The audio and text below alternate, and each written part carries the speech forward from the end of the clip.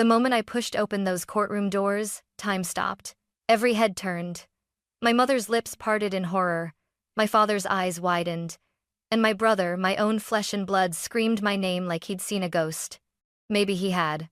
3 months ago, I was supposed to be dead, buried, forgotten, erased by the very people who called themselves my family. They held a funeral, cried crocodile tears, then signed contracts worth millions over the ashes of my name.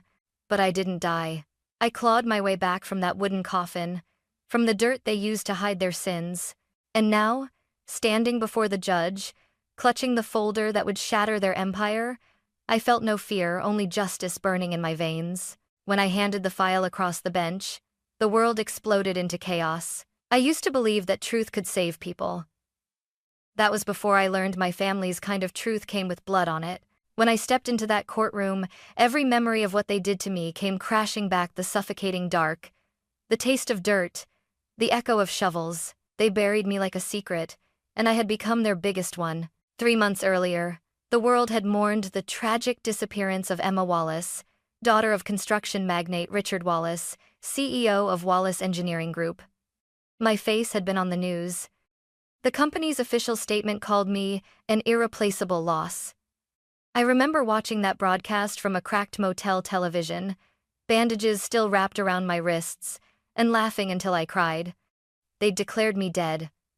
My father even stood before cameras, eyes glistening with fake grief, saying, "My daughter believed too much in ideals that don't fit the real world. He would have us to be presenters, that we can getting the sieving." He was right about one thing: I believed in honesty. And that's what almost killed me. When I vanished, they thought the problem was gone. The whistleblower had been silenced. The press had moved on. Projects resumed. Stock prices recovered. They never imagined I'd crawl out of that grave, but I did.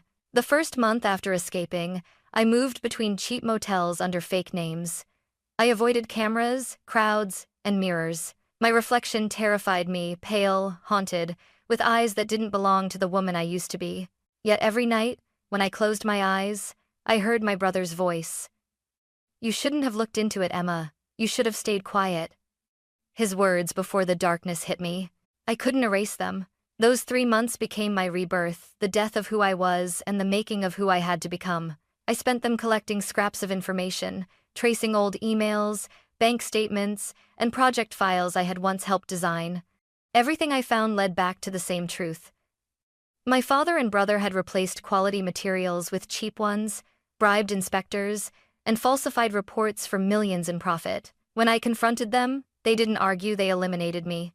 But you can't bury a conscience forever. So I planned my return like an architect designs a building, every move measured, every corner reinforced. I studied court schedules, watched from afar as victims sued Wallace Engineering for the damage their fraudulent constructions caused. I waited for this trial, the perfect moment when their empire looked untouchable again. And then, I walked in alive.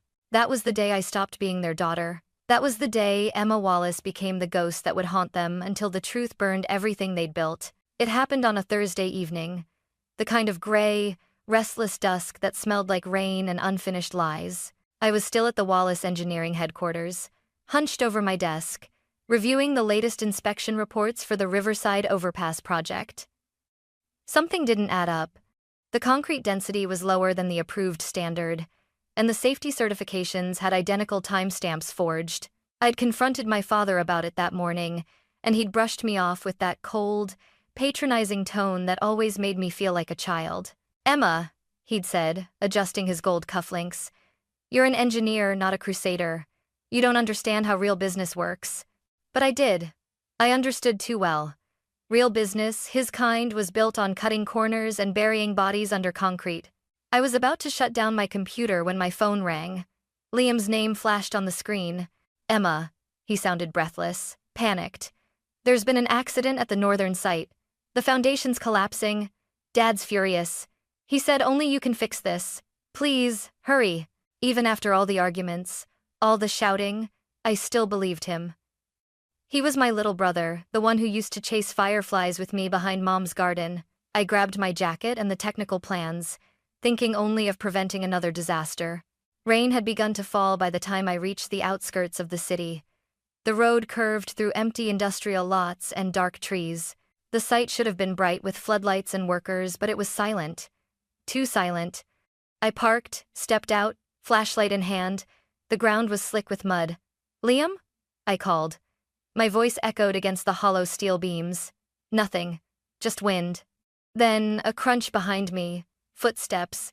I turned, heart pounding. "Liam? Is that you?" A shadow moved. Something heavy struck the back of my head. Pain exploded. The world spun, and everything went black. When I woke, my mouth was taped, wrists and ankles bound tight with coarse rope. I was lying on wood, narrow, confining, reeking of oil and earth. Panic flooded me. I kicked, screamed, but the sound died against the tape. Then I heard it, the rhythmic thud of shovels, dirt hitting wood. They were burying me. The air grew thin. My lungs burned. I tried to scream my brother's name, "Liam," but it came out as muffled gasps. The weight of soil pressed down harder with every second. Tears soaked the duct tape, the sound of my heartbeat pounding louder than the shovels. And then, just before everything went dark, I heard it, his voice. "Make sure it's deep enough. No one ever finds her." That was Liam. My brother.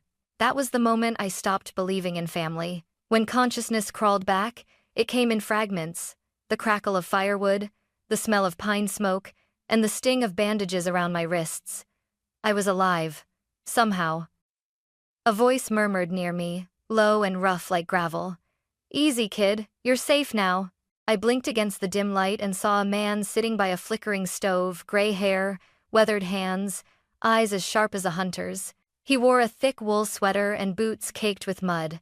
"My name's Ethan Graves," he said softly. "Found you half buried in the woods near the northern site. You were barely breathing." I tried to speak, but my throat felt raw. He handed me a metal cup of water. "Don't talk. Drink." The liquid burned going down, but it was the sweetest thing I'd ever tasted. How did you know I was there?" I finally whispered. Ethan poked the fire with a stick, his face illuminated by the glow. "I'm a retired forest ranger. I patrol the area sometimes. That night, I saw headlights and heard engines when no trucks were supposed to be there. I thought poachers, maybe illegal logging. Then they left, and I heard knocking from underground." He looked at me for a long moment. So I dug. I pressed my hands to my face, shaking. The memory hit me all at once, the shovels, the dirt, the voice, my brother's voice. "Did you see them?" I asked. Ethan nodded slowly.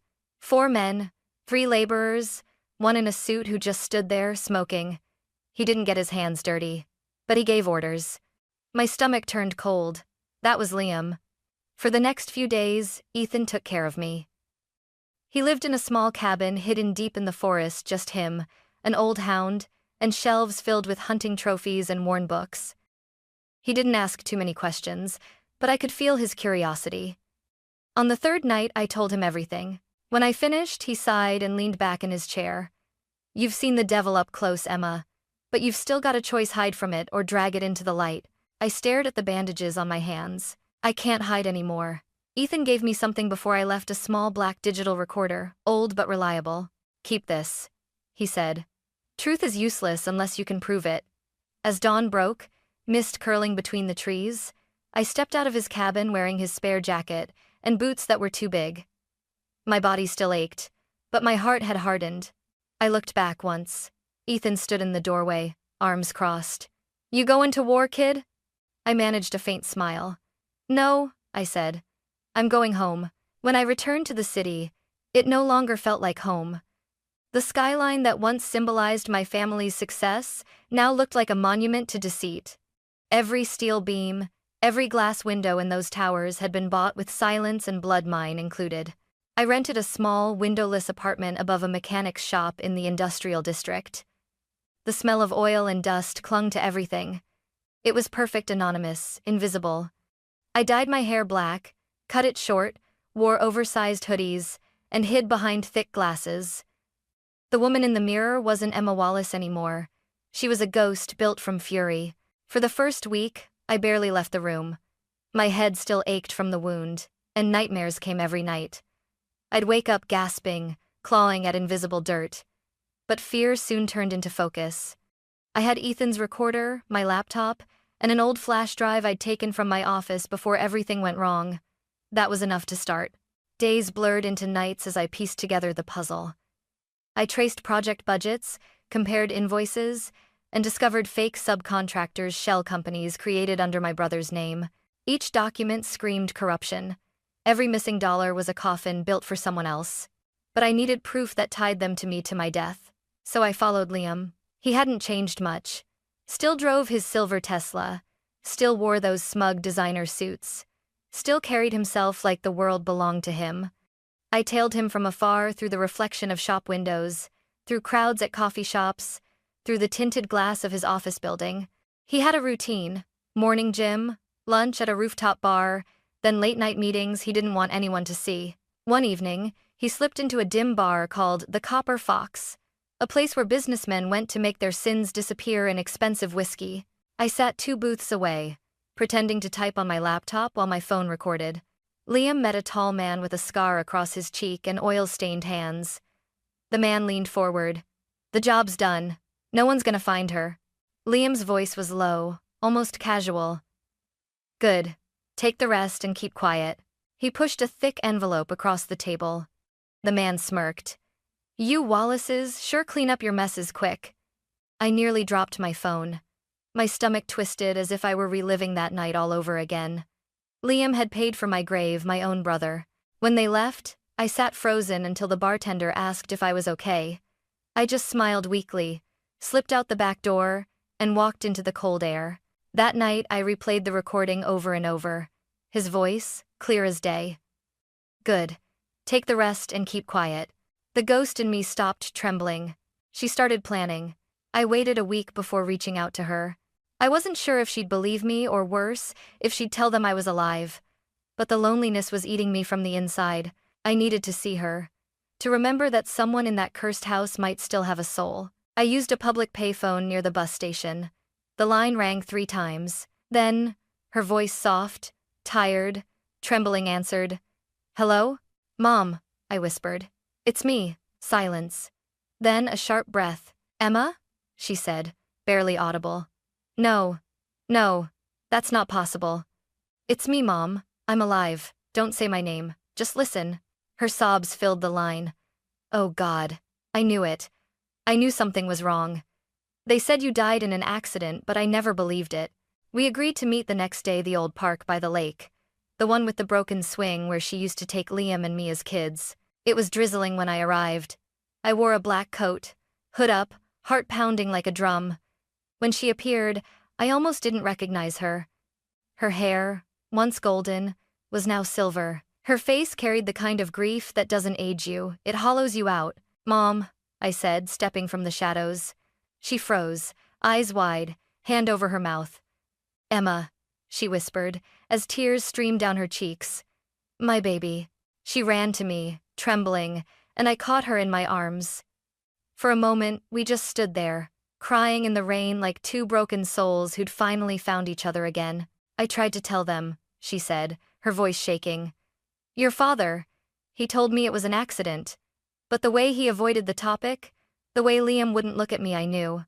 I told her everything, how Liam had called me that night, how I'd woken in a coffin, how a stranger had pulled me out.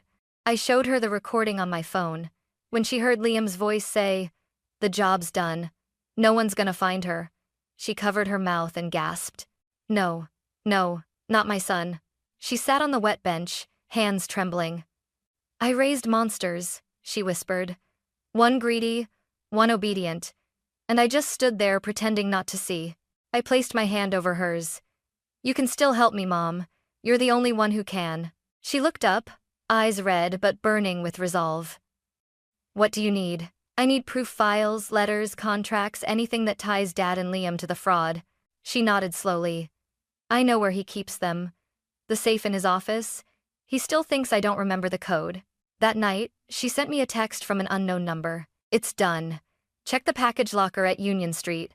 Inside, wrapped in an old silk scarf, was a flash drive and a note written in her delicate handwriting. "End it, Emma. End the lies for both of us." The night I opened the flash drive, my hands were shaking so badly I almost dropped it. The files inside were everything I'd hoped for and everything I feared. Emails with city officials arranging unrecorded payments, bank transfers to ghost accounts under fake names, project blueprints altered after government approval, and handwritten notes, my father's looping signature scrawled across the bottom. Use cheaper materials, no one will notice. It wasn't just fraud. It was murder disguised as business. I stared at the evidence until my eyes burned. Every click of the mouse was a memory, every signature, another nail in the coffin they'd built for me. I thought of the victims of the bridge collapse, of their families who still believed it was a construction error. My father had ruined lives and buried the truth under concrete. He'd tried to bury me too, but now I had the power to bury him. I couldn't go to the police. He had friends there, people who owed him favors. If I filed a report, it would vanish before morning. No, I needed the whole world watching, so I set the trap. I created an anonymous email account, one that couldn't be traced. Then I spent 3 nights drafting my message, rewriting it until every word dripped with quiet precision. To the editors of the Washington Post and the New York Herald, attached are files exposing criminal activities within Wallace Engineering Group, included evidence of financial fraud, bribery, and an attempted murder to silence a whistleblower. You'll find the truth. The rest I'll reveal soon in person. When I clicked send, my breath caught. I felt the air shift, as if the city itself was holding its breath. 2 days later, it exploded. Headlines flooded the internet. Wallace Empire under investigation. Documents suggest CEO covered up fatal project flaws. Missing daughter may be alive. I watched the chaos unfold from the corner table of a diner, hood pulled over my face, stirring a cup of cold coffee. On the TV above the counter, my father stood before reporters, jaw clenched. "These accusations are baseless," he said, his voice steady but his eyes frantic. "Our company is built on integrity." Liam stood behind him, pale and sleepless. My burner phone buzzed. It was a message from Mom. "He's furious." Liam's breaking. "They're talking about going back to the site to make sure you're really gone." My pulse quickened. It was happening. I replied with only 2 words. "Let them." That night, I packed my camera, Ethan's recorder, and a flashlight.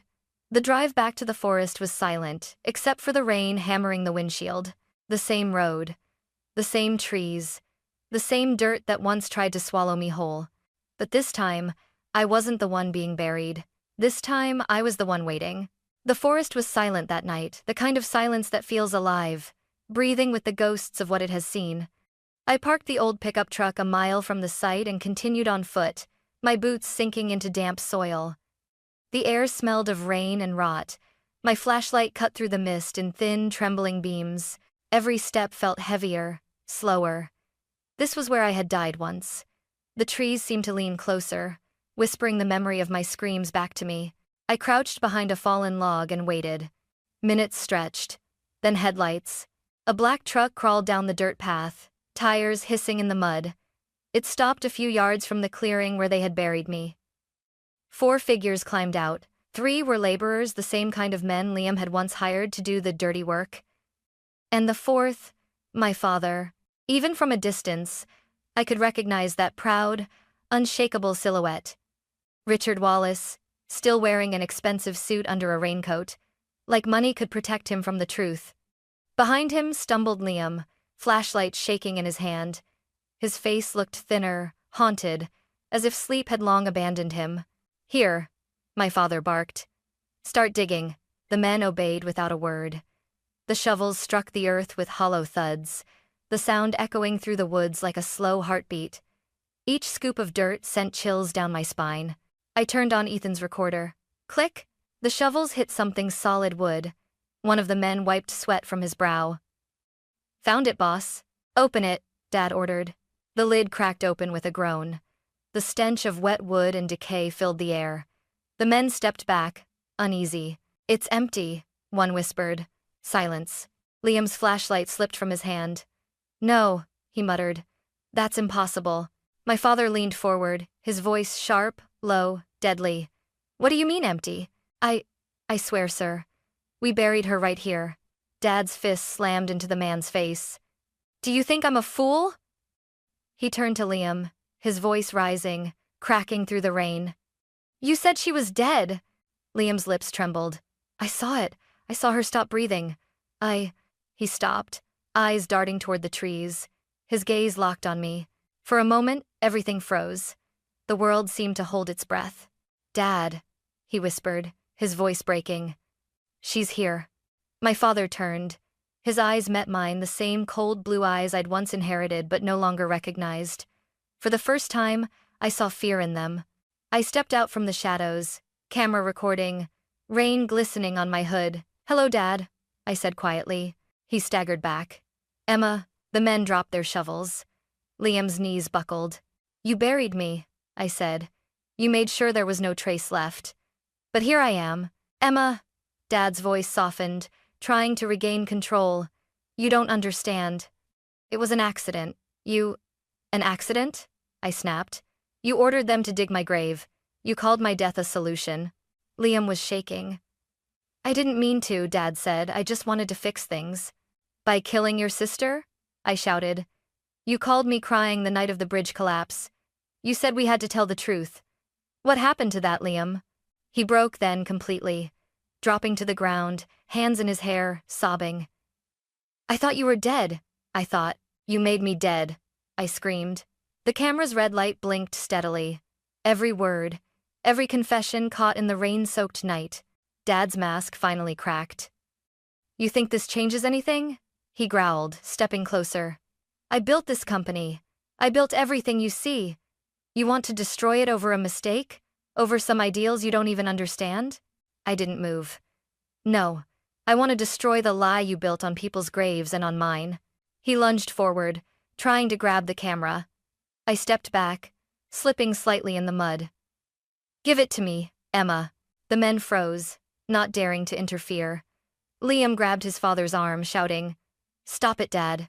Let go, Richard roared, shoving him aside. But Liam stumbled backward, hit the side of the truck, and collapsed, crying out in pain. I pointed the camera squarely at my father. Smile for the world, Dad. This is the last time anyone calls you respectable. He froze, breathing hard, eyes darting between the lens and my face. Then, slowly, his shoulders dropped. He saw it in my eyes, the finality. Emma, he whispered, voice trembling now. I didn't mean to lose you. It is a sal cod intermining. You already did, I said, my voice breaking. The moment you decided your empire was worth more than your family.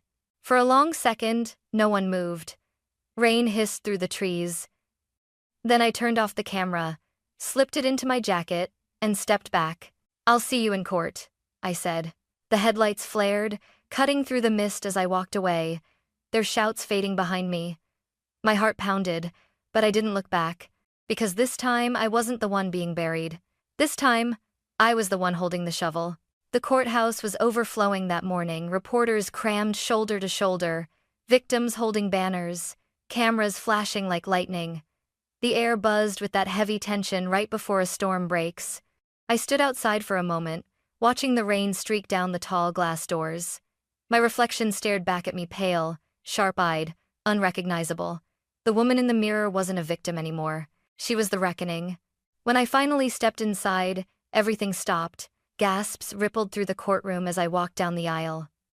My heels clicked softly against the polished floor, the same sound I'd heard in nightmares, only this time it was real, deliberate, mine. My mother was seated near the back, her hands clasped tightly, eyes wide and wet.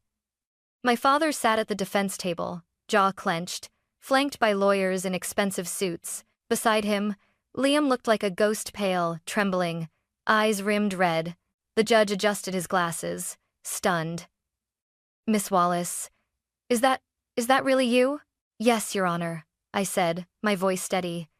My name is Emma Wallace, and I was buried alive by the people sitting right there, and very in the first sedations.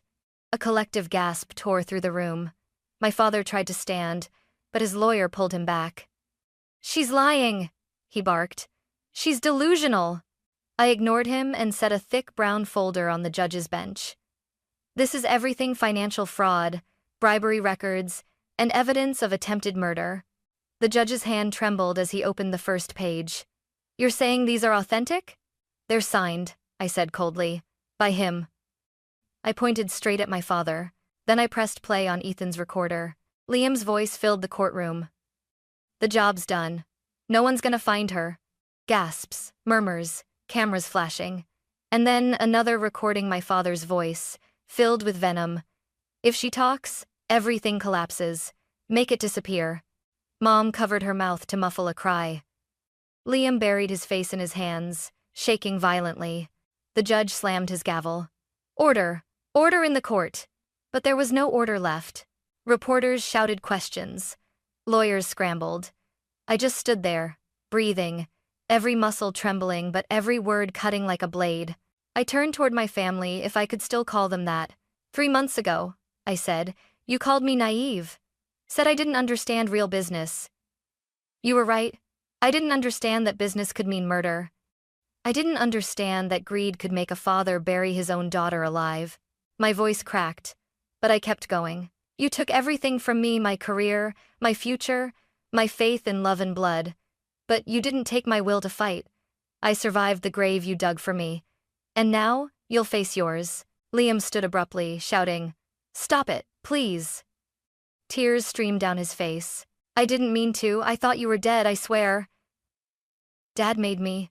Sit down! My father roared, slamming his fist on the table. The judge banged the gavel again. Enough, he thundered. Given the evidence presented, the court orders immediate suspension of civil proceedings and the opening of a criminal investigation against Richard and Liam Wallace for conspiracy, fraud, and attempted homicide. Chaos erupted. Reporters flooded the aisles. Victims applauded, crying. The guards moved forward to escort my father and brother out. Their protests drowned beneath the roar of the crowd. My father looked back at me one last time. His once commanding face was pale, defeated. Emma, he said quietly, you destroyed everything. No, I replied. You did. Liam's voice cracked as he was dragged away. I'm sorry, Emma. I didn't answer. I couldn't. When the judge finally adjourned, the sound of the gavel echoed like thunder in my chest, final, merciless, liberating. Outside the courthouse, sunlight finally broke through the clouds. Reporters swarmed me, microphones thrust forward, but I barely heard their questions. My mother appeared beside me, her hand trembling as she reached for mine. You did it, she whispered, tears shining in her eyes. You came back. I nodded. For you, for me, for everyone they hurt. We stood together on the courthouse steps as the flashbulbs erupted around us. But for the first time, I didn't flinch. Weeks later, the verdict came. Richard Wallace, life imprisonment without parole. Liam Wallace, 30 years for conspiracy and attempted murder. The Wallace empire crumbled overnight. The buildings, the projects, the reputation all gone, like dust in the wind. I moved back to the small cabin in the woods where Ethan had saved me. Sometimes I wake in the night, gasping for air, feeling the dirt again. But when I step outside and feel the wind on my face, I remember I'm still here. Justice isn't just about punishment. It's about truth surviving long enough to be heard. And mine was finally heard. Because in that courtroom, under the harsh white lights and the roar of cameras, I stopped being the girl they buried and became the woman who made the whole world watch them fall.